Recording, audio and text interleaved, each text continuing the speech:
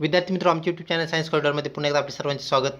BEd CET 2022 यामध्ये असणाऱ्या जे सर्व घटक आहेत विद्यार्थी मित्रों, ते म्हणजे विषय घटक, सामान्य ज्ञान, बुद्धिमत्ता आणि शिक्षक अभिव्यक्ती या संदर्भातील ही प्रश्नावलीची आपण नवीन सिरीज सुरू केलेली आहे.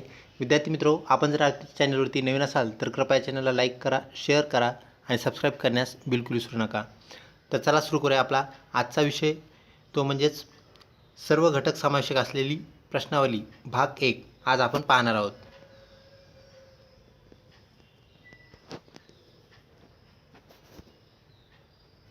आजच्या प्रश्नावलीमधला पहिला प्रश्न, एक विद्यार्थी दररोज पहिल्या तासाला उशिरा येतो, तुम्ही काय कराल? तर विद्यार्थी मित्रों, शिक्षक अभिव्यक्तीचा हा प्रश्न आहे. तर एक विद्यार्थ्याला दररोज यायला तुमच्या तासाला वेळ होतो, तर तुम्ही काय कराल असा हा प्रश्न आहे. ऑप्शन पहिला, त्याला शिक्षा कराल. ऑप्शन दुसरा, त्याचे कारण जाणून समस्या सोडवण्याचा मार्ग सांगाल. तिसरा, दुर्लक्षित कराल. चौथं, एक विद्यार्थी उशिरा आल्याने काय होईल असा विचार कराल. तर विद्यार्थी मित्रों, आपल्याला सर्वसमावेशक विचार करावा लागेल. त्यामुळे ऑप्शन 2, त्याचे कारण जाणून समस्या सोडवण्याचा मार्ग सांगाल. तर ती समस्या जर सुटण्यासारखी असेल तर आपण त्याला सांगू की तू अशा केल्याने असे कर, म्हणजेच तुला तासाला हजर राहता येईल. हे आपल्याला पाहावे लागेल. ऑप्शन 2 आपलं उत्तर असेल. त्यानंतर पुढचा प्रश्न विद्यार्थी मित्रों, एक विद्यार्थी फलकावरील लिहून घेताना नेहमी उभा राहतो, अशी काही विद्यार्थी तक्रार करत असतील तर तुम्ही काय कराल? तर विद्यार्थी मित्रों, विद्यार्थ्यांना आपण फलकावर काही लिहून दिल्यानंतर एक विद्यार्थी नेहमी उभा राहतोय आणि तो उभा राहतोय म्हणून बाजूची मुलं ओरड करतात किंवा ते सांगतात की सर हा उभा राहिला आहे किंवा ह्याला काय प्रॉब्लेम आहे ते पहा. तर तुम्ही त्यावेळेस आपली ॲक्शन काय असेल, आपली कृती काय असेल असा हा प्रश्न आहे. ऑप्शन 1, दुर्लक्ष कराल. काहींना असते सवय उभे राहण्याची असा विचार कराल. ऑप्शन 2, त्याला दूरचे दिसण्याचा अडसर असू शकतो. 3, त्याला तुम्ही पुढच्या डेस्कवर बसवाल. 4, यापैकी नाही. तर विद्यार्थी मित्रों, ऑप्शन 3 तुम्हाला उत्तर वाटू शकते. त्याला तुम्ही पुढच्या डेस्कवर बसवाल. तर विद्यार्थी मित्रों, पुढच्या डेस्कवर बसवाल हा उत्तर नाही किंवा योग्य पर्याय नाही आहे. तर पर्याय आहे 2 नंबरचा, त्याला दूरचे दिसण्याचा अडसर असू शकतो. हा अडसर जाणून घेऊन, म्हणजे त्याची कारणमीमांसा जाणून घेऊन आपण त्यावरील ॲक्शन कराल. म्हणजे त्याला आपण सांगू की तुला दूरचं जर दिसत नसेल तर तुला जवळचे दिसते का? जवळचे दिसल्यानंतर आपल्याला लक्षात येईल की त्याला डोळ्याचा काय असू शकतो, विकार असू शकतो. तर त्याला दूरचा दिसण्याचा विकार जर असेल, ज्याला आपण निकट दृष्टीता असं म्हणतो, तर विद्यार्थी मित्रों, आपल्याला त्याला चष्म्यासंदर्भात त्याचा आजार आहे का तपासण्यासाठी सांगू. तर ऑप्शन 2 आपलं उत्तर असणार आहे. ऑप्शन 3 आपलं उत्तर नव्हे. त्यानंतर पुढचा प्रश्न, काही मुलांनी वर्गाच्या खिडक्यांचे नुकसान केले आहे, तुम्ही मुख्याध्यापक म्हणून काय कराल? तर विद्यार्थी मित्रों, शिक्षकाची एक महत्त्वाची भूमिका म्हणजे मुख्याध्यापक हे पद आहे. तर या पदावर असताना आपण नेमके काय ॲक्शन घेतो अशा प्रकारचे प्रश्न शिक्षक अभिव्यक्तीमध्ये येतात. तर त्यामध्ये ऑप्शन 1, मुलांना शाळेतून काढून टाकाल, म्हणजे तुम्ही त्याला TC द्याल. ऑप्शन 2, त्यांना समजावून सांगून असे न करण्याची ताकीद द्याल. 3, त्यांच्याकडून जबर रक्कम दंड म्हणून घ्याल किंवा वसूल कराल. आणि D, यापैकी नाही. तर विद्यार्थी मित्रों, ऑप्शन 2, त्यांना समजावून सांगून असे न करण्याची ताकीद द्याल. त्यांना समजावून सांगणंही गरजेचं आहे आणि परत जर असं केलं तर तुमच्यावर कारवाई होऊ शकते. हे तुम्हाला त्यांना पटवून द्यावं लागेल, विद्यार्थ्यांना समजून सांगावं लागेल. अशा प्रकारची भूमिका मुख्याध्यापकाला घ्यावी लागते. ऑप्शन 2 आपले उत्तर होय.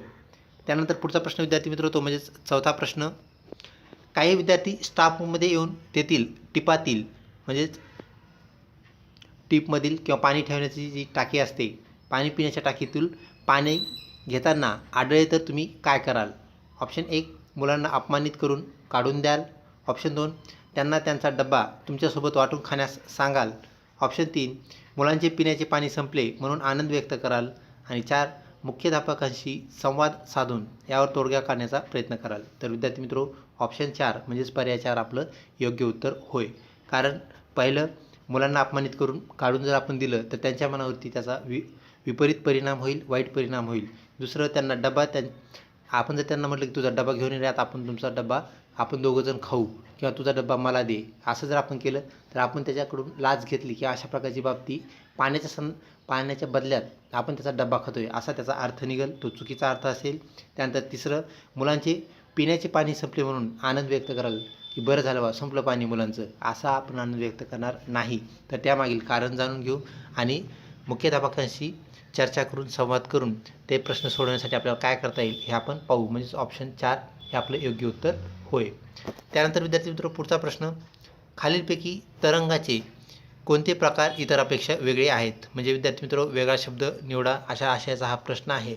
ऑप्शन ए प्रकाशाचे तरंग, बी एक्सरेज म्हणजे क्षकिरण आपण ज्याला म्हणतो, ऑप्शन सी रेडिओ तरंग, ऑप्शन डी ध्वनी तरंग. तर विद्यार्थी मित्र ध्वनी तरंग हे आकाराने मोठे असतात आणि प्रकाशाचे तरंग एक्सरेज आणि रेडिओ वेव्ज ज्याला आपण म्हणतो, तर ह्या तिन्हीचा वेवलेंथ आहे ती आपल्याला सारखी पाहायला मिळते किंवा कमी जास्त रेंजमध्ये ते जवळजवळ आहेत आणि ध्वनी तरंग हे आकाराने मोठे आहेत. तर ऑप्शन डी आपलं उत्तर होय. त्यानंतरचा प्रश्न विद्यार्थी मित्र तो संख्यामालेतून खालील समीकरणाचे मूल्य काढा. तर विद्यार्थी मित्र आपल्याला काही क्रिया करायच्या आहेत, गणितीय क्रिया. त्यामध्ये आपल्याला पहिली क्रिया दिलेली आहे वजाबाकी, दुसरी नंतर दिलेली आहे बेरीज, त्यानंतर परत वजाबाकी आणि येणारं उत्तर किती असेल हे आपल्याला विचारलेलं आहे. तर विद्यार्थी मित्र ह्या सर्व क्रिया पार पाडल्यानंतर सॉल्व केल्यानंतर येणारं जे उत्तर आहे ऑप्शन ए 526 असेल, ऑप्शन बी 458 असेल, सी 622 असेल आणि डी 746 असेल. तर विद्यार्थी मित्र सर्व क्रिया केल्यानंतर आपलं येणारं उत्तर ऑप्शन ए 526 असणार आहे. म्हणजे ऑप्शन ए आपलं उत्तर होय. पुढचा प्रश्न विद्यार्थी मित्र, दिलेल्या बिंदूमधून किती रेषा जातील? तर विद्यार्थी मित्र एखाद्या बिंदूमधून म्हणजे आपण एखादा डॉट काढलेला आहे, त्या डॉटमधून किती रेषा जातात हे आपल्याला सांगायचं आहे. तर विद्यार्थी मित्र आपण प्राथमिक भूमितीय ज्या रचना असतात त्यामध्ये हे शिकलेलं आहोत. तर ऑप्शन 1 फक्त 1, ऑप्शन बी 2, ऑप्शन सी 3, डी अमर्याद. तर विद्यार्थी मित्र एका बिंदूतून कितीही रेषा जाऊ शकतात म्हणजेच अमर्याद हे आपलं उत्तर होय. ऑप्शन डी आपला योग्य पर्याय आहे. त्यानंतर पुढचं, उच्च शिक्षणाकरता संस्था निवडताना सर्वात महत्त्वाच्या प्रश्नाचे उत्तर शोधावे लागेल ते आहे. तर विद्यार्थी मित्र आपल्याला एखादी उच्च शिक्षणासाठी संस्था निवडायची आहे तर आपण त्या संस्थेत काय पाहायला पाहिजे किंवा कोणत्या गोष्टीच्या आधारे आपण ती निवडणार? ऑप्शन ए काय ती संस्था योग्यरित्या मान्यताप्राप्त आहे, ऑप्शन बी काय संस्थेच्या शिक्षकांनी त्यांच्या विषयात अधिकाधिक पदवी धारण केलेली आहे म्हणजे ते हायली क्वालिफाईड आहेत का, ऑप्शन सी अर्जदारांच्या गरजा भागविण्यासाठी हे संस्थान पात्र आहे का, म्हणजे अर्जदाराला ज्या तिथं सुविधा शैक्षणिक सोयीसुविधा लागतात त्या तिथं उपलब्ध आहेत का. तर विद्यार्थी मित्र ह्या तिन्ही गोष्टी समर्पक आहेत, तिन्ही गोष्टीची गरज असते आणि ह्या पडताळूनच आपण कुठल्याही संस्थेमध्ये प्रवेश मागत असतो. प्रवेशासाठी आपण संस्था अशा प्रकारची शोधत असतो. ऑप्शन डी वरीलपैकी सर्व हे आपलं उत्तर होय.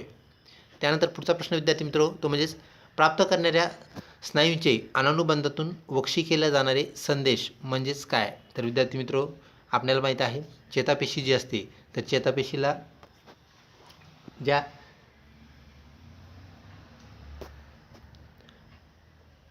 वनस्पतीच्या मुळासारख्या ज्या काय असतात पुढे वक्षिके असतात म्हणजे बारीक बारीक तंतुमुळे आपल्याला म्हणता येईल. तंतुमुळासारखे जे भाग असतात विद्यार्थी मित्र त्याला आपण काय म्हणत असतो? वक्षिका असं म्हणत असतो. तर वक्षिका ज्या आहेत तर त्यातून जाणारे जे संदेश आहेत ते कशाच्या स्वरूपात असतात असा हा प्रश्न आहे. ऑप्शन ए चेतापारेषक ज्याला इंग्रजीमध्ये आपण न्यूरोट्रान्समीटर्स असं म्हणतो, ऑप्शन बी हार्मोन्स ज्याला आपण हार्मोन, त्यानंतर ऑप्शन सी जीवनसत्वे आणि डी एन्झाईम. तर विद्यार्थी मित्र चेतापारेषक न्यूरोट्रान्समीटर्स तर आपल्याला माहिती आहे विद्यार्थी मित्र चेतापेशी ज्या असतात आपण त्याला न्यूरॉन असं म्हणतो हे लक्षात घ्या. तर न्यूरॉन जे आहेत न्यूरॉनमधून जाणारे जे मेसेजेस असतात संदेश असतात ते म्हणजेच न्यूरोट्रान्समीटर्स होय. ऑप्शन ए हे आपलं उत्तर होय. जे संदेश वक्षिकेमधून पास होत असतात जात असतात म्हणजे त्या बारीक आपली जी विद्यार्थी मित्र अजून एक बाब लक्षात घ्या, चेतापेशी ही आपल्या शरीरातील सर्वात मोठी म्हणजे जवळपास एक मोठी म्हणजे लांब सर्वात लांब पेशी आहे ती म्हणजे जवळपास 1 मीटरपर्यंतची लांबी असते. त्यानंतर पुढचा प्रश्न, कार्बन डायऑक्साईडचे जगातील सर्वोच्च दरडोई उत्सर्जन येथे आहे. तर जास्तीत जास्त कार्बन डायऑक्साईड कोणत्या देशातून कोणत्या ठिकाणातून बाहेर पडतो असा हा प्रश्न आहे. ऑप्शन ए कतारमधून, बी USA म्हणजे अमेरिकेतून, सी भारतातून, डी चीनमधून. तर विद्यार्थी मित्र ऑप्शन ए कतारमधून तो सर्वात जास्त बाहेर पडतो हे आपण लक्षात ठेवावे. पुढचा प्रश्न, दिलेल्या पर्यायापैकी कोणती आकृती मुख्य आकृतीचे अचूक प्रतिबिंब आहे? विद्यार्थी मित्र मुख्य आकृती कळीची आकृती की डायग्राम जी आहे ती आपल्याला वरती दिलेली आहे त्याच्यासमोर आरसा धरलेला आहे तर तिची प्रतिमा आपल्याला ओळखायची आहे. विद्यार्थी मित्र लक्षात घ्या आरशामध्ये सर्व ज्या बाबी असतात त्या एक्झॅक्ट उलट्या बाजूला ठरतात किंवा उलट्या बाजूला होतात आणि पाण्यामध्ये जर ते प्रतिबिंब आपल्या विचारले तर लक्षात घ्या त्या ज्या सर्व बाजू आहेत त्या आपल्याला खालच्या दिशेने पाहायला मिळतात. तर हे लक्षात ठेवा खालच्या दिशेने प्रतिमा जी तयार होते ती पाण्यातील प्रतिमा पाण्यातील त्याचं काय असते प्रतिबिंब असते आणि साईडला जी तयार होते म्हणजेच उजव्या बाजूला जी तयार होते तर ते आरशातील प्रतिबिंब असते हे आपण विसरू नये. तर अशा प्रकारे ते दोन बाबी आपण लक्षात ठेवा. प्रश्नातील आकृतीचं ऑब्झर्वेशन केल्यानंतर ऑप्शन डी ही आकृती तुम्ही पाहू शकता विद्यार्थी मित्रो. तर आत्ताच आपण सांगितलं की ह्या ज्या बाबी आहेत ही इथं चौकोन आहे, त्यामध्ये एक क्रॉस लाईन आहे विद्यार्थी मित्रो. तर ती क्रॉस लाईन उलटी झालेली आहे, तर ती उलटी झालेली आपल्याला ऑप्शन डीमध्ये पाहायला मिळते. आणि त्यानंतर हे जे टोकं आहेत विद्यार्थी मित्रो तर ते आपल्याला त्या क्रॉस लाईनकडे झुकलेले म्हणजे जशाच तशी प्रतिमा आपल्याला त्यामध्ये पाहायला मिळते, तर ते इथं आपल्याला पाहायला मिळत आहेत. म्हणजेच ऑप्शन डी हे आपलं उत्तर होय. तर ऑप्शन डी म्हणजे आकृती डी. तर आकृती डी जी आहे विद्यार्थी मित्रो कोणत्या ऑप्शनला आहे हेही लक्षपूर्वक पाहणं गरजेचं आहे, कारण कधी कधी उलट्या त्याचा क्रम दिलेला असतो. म्हणजे ए ऑप्शनला त्यांनी काय केलेलं असतं डी दिलेलं असतं, त्यानंतर बी ऑप्शनला काय केलं असतं सी दिलेलं असतं, सी ऑप्शनला बी, आणि त्यानंतर शेवटचा ऑप्शन त्यांनी काय केलं असतं डीला ए दिलेलं असतं. त्यामुळे चुकूनही तुम्ही आकृती डी आहे पण डी ऑप्शनला डीच उत्तर आहे का हे तुमचं पाहणंही गरजेचं आहे. ते नितांत आवश्यक बाब आहे. तर एखाद्या डीच्या जागेवर दुसराच अक्षर तिथं असू शकतं, ते तपासून तुम्हाला उत्तर लिहायचं आहे. ऑप्शन डी आकृती डी हे आपलं उत्तर होय. त्यानंतर पुढचा प्रश्न विद्यार्थी मित्र जो जी केमधून आहे. भारतात आपल्याकडे हे आहे तर भारतामध्ये कोणत्या प्रकारचं नागरिकत्व आहे असा हा प्रश्न आहे. ऑप्शन ए दुहेरी नागरिकत्व ज्याला आपण ड्युएल सिटिझनशिप असं म्हणतो. ऑप्शन बी एकेरी नागरिकत्व, ऑप्शन सी बहुनागरिकत्व, डी एकही नाही म्हणजे कोणतंही नागरिकत्व भारतात नाही. तर विद्यार्थी मित्र फक्त एकेरी नागरिकत्व आपल्या देशामध्ये आपल्याला पाहायला भेटते. तो एकतर भारताचा नागरिक असतो किंवा भारताचा नागरिक नसतो. म्हणजेच भारताचा नागरिक असतो तो दुसऱ्या देशाचा नागरिक आहे आणि आपण त्याला भारताचा नागरिकही गणतो, असं कधी होत नाही. फक्त एकेरी नागरिकत्व आपल्या देशाने स्वीकारलेलं आहे. ऑप्शन बी आपलं उत्तर होय.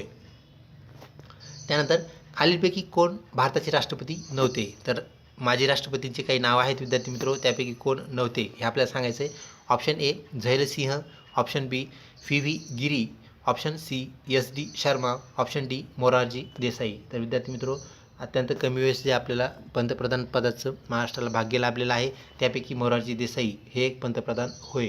तर हे दिवंगत पंतप्रधान महाराष्ट्रातले होते आणि ते पंतप्रधान आहेत आणि हे बाकीचे 3 माजी राष्ट्रपती आहेत किंवा पूर्व राष्ट्रपती होय. तर ऑप्शन डी आपलं उत्तर होय. त्यानंतर विद्यार्थी मित्र प्रश्न पुढचा दिलेल्या शब्दामधून खालीलपैकी कोणता शब्द तयार केला जाऊ शकतो. आणि विद्यार्थी मित्र ह्यात केला जाऊ शकतो असा प्रश्न आहे. म्हणजे एकच शब्द असणार आहे आणि 3 शब्द चुकीचे असणार आहेत हे आपण लक्षात घ्या. दिलेला अगोदर शब्द पाहून घ्या आणि त्यामध्ये असणारे अक्षरं मोजून घ्या किंवा तपासून घ्या. तर विद्यार्थी मित्र दिलेला शब्द जो आहे आपल्याला तो म्हणजे ऑपरेशन. तर ऑपरेशन शब्दापैकी कोणता शब्द तयार होईल. एकच शब्द तयार होईल, 3 तयार होणार नाहीत हे लक्षात घ्या. तर विद्यार्थी मित्र ऑप्शनमध्ये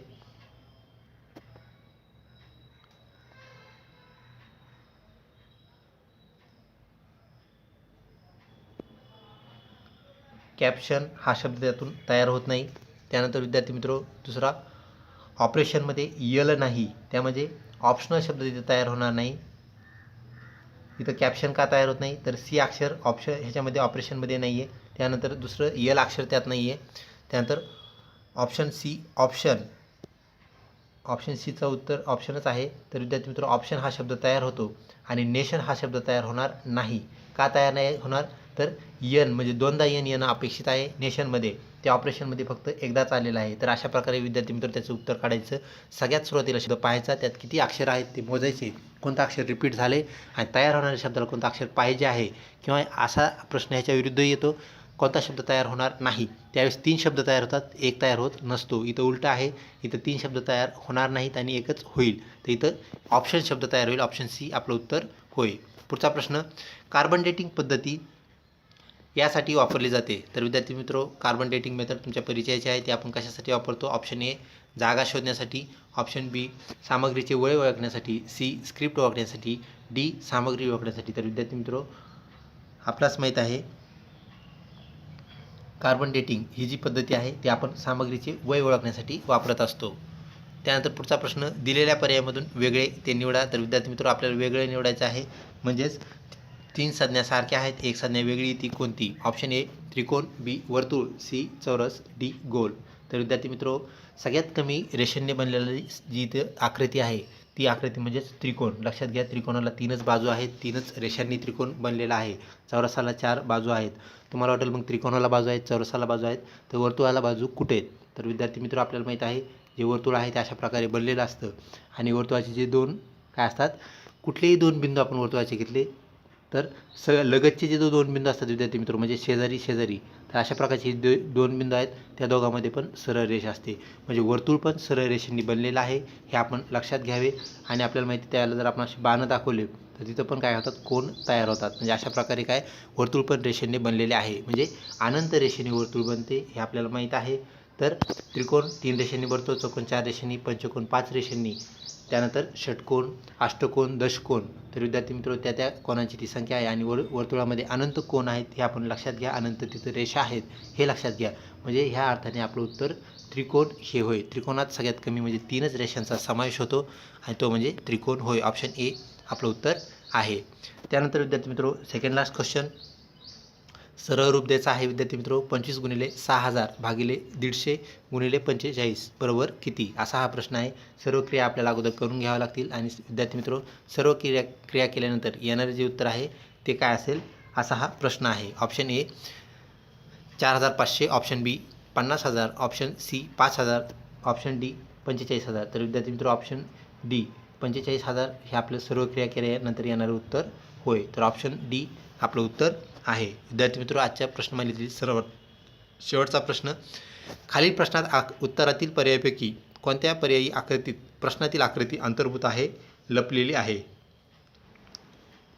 विद्यार्थी मित्र ह्या आकृतीचं अगोदर ऑब्झर्वेशन करायचं आहे. ती आकृती आपल्याला ह्या 4पैकी कोणत्या आकृती दडलेली लपलेली पाहायला मिळते ते सांगायचं आहे. तर विद्यार्थी मित्र सर्व आकृतींची आपण पाहणी केल्यानंतर आपल्याला ती आकृती इथं पाहायला मिळत आहे. म्हणजेच ऑप्शन एमध्ये ती आकृती आहे. तर ऑप्शन ए आणि आकृती ए असं त्याचं उत्तरचा फॉर्म्युला आहे विद्यार्थी मित्र. ऑप्शन बी आकृती बी, ऑप्शन सी आकृती सी, डी आकृती डी. तर विद्यार्थी मित्र ऑप्शन ए आपलं उत्तर म्हणजे ऑप्शन ए आकृती ए हे आपलं उत्तर. ह्या दोन्ही आकृत्या यामध्ये आपल्याला ही पहिली आकृती एमध्ये अंतर्भूत पाहायला मिळते. तर विद्यार्थी मित्र अशा प्रकारे आपली ही प्रश्नावली होती जी की तुम्हाला नक्कीच आवडली असेल. विद्यार्थी मित्र अत्यंत उपयुक्त प्रश्न आपण तयार केलेले आहेत. ह्या प्रश्नाचा आपल्या BEd CET नक्कीच फायदा होणार आहे. तरी आपण आमच्या चॅनलला सबस्क्राईब करावे व शेअर आणि लाईक करण्यास बिलकुल विसरू नये. लवकरच भेटूया पुढच्या प्रश्नावलीमध्ये. तोपर्यंत धन्यवाद.